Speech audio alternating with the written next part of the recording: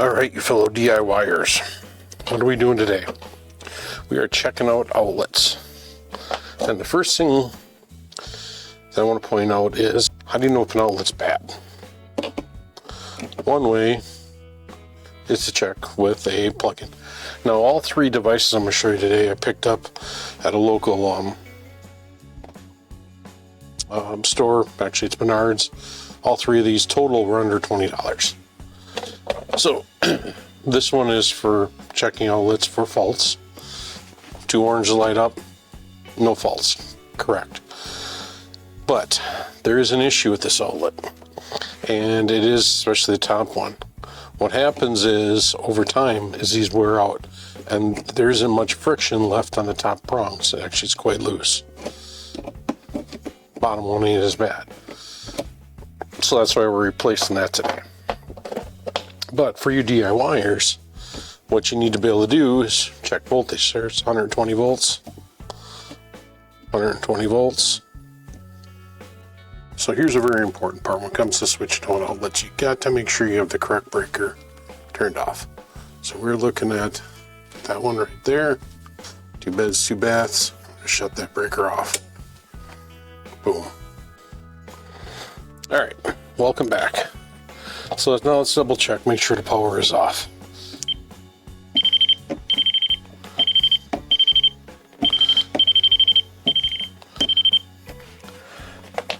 I don't know. So we're gonna test it with that.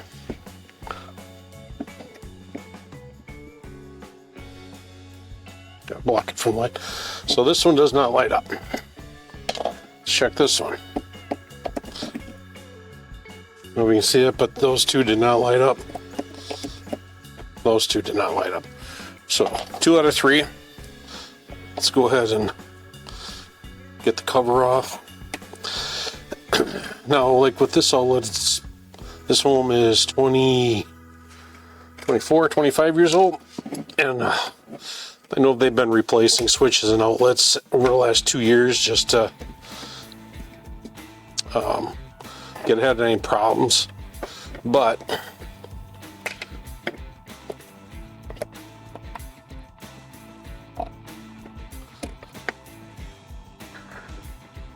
again, this one here is just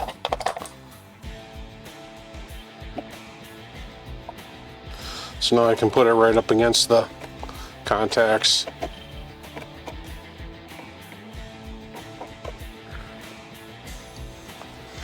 All right, so let's commence with switching out this outlet.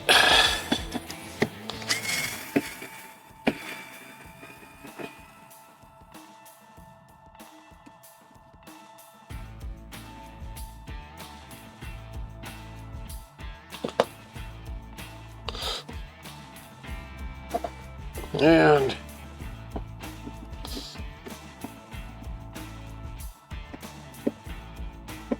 here we go.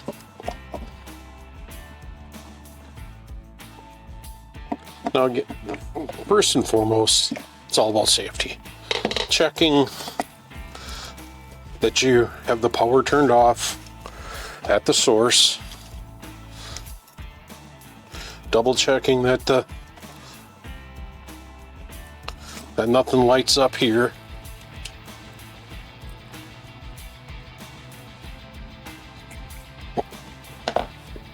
Should be good.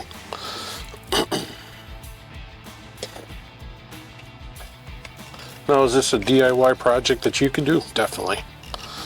But if you're not certain, and if you don't have the proper tools to verify that the power is off, there is no electricity running to this outlet, don't. Hire somebody that has the correct tools and knowledge, and you'll be much better off for it.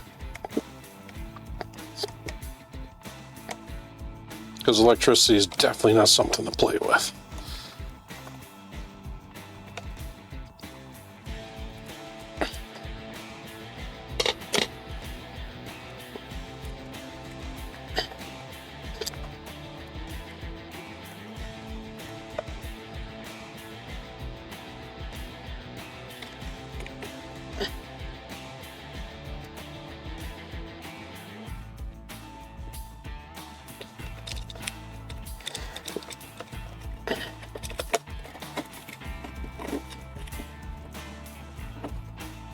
And I just want to put these back on the way I found them, because that's how this house is wired. Don't want to reinvent the wheel. I try to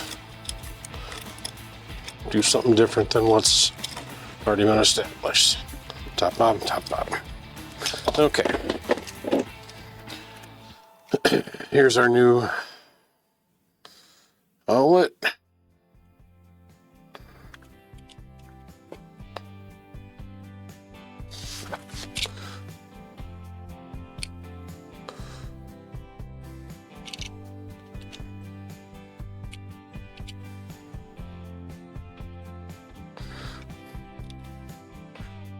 So we're going to go ahead and get those loosened up so I can get the wires underneath, just like the other one.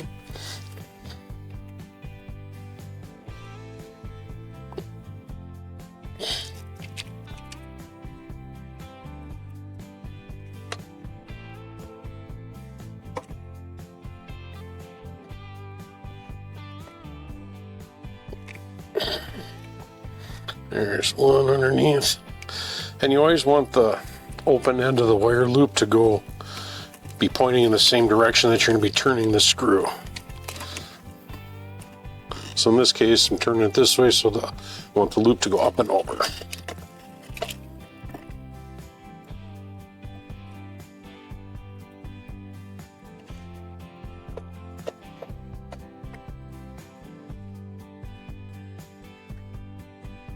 That way, as you're tightening it down, it actually will pull it closed. And now on this side, we're going to go the opposite direction. See, the loops are going down.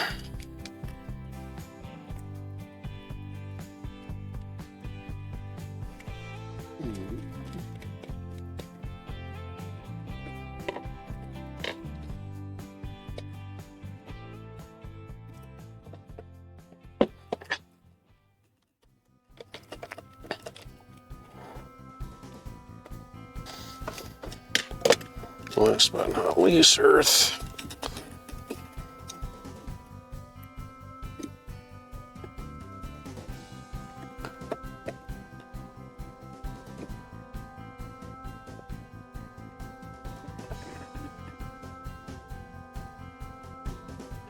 There we go.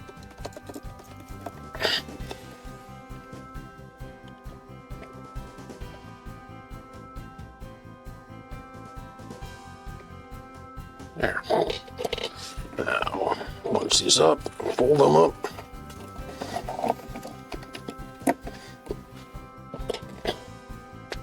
And reinstall.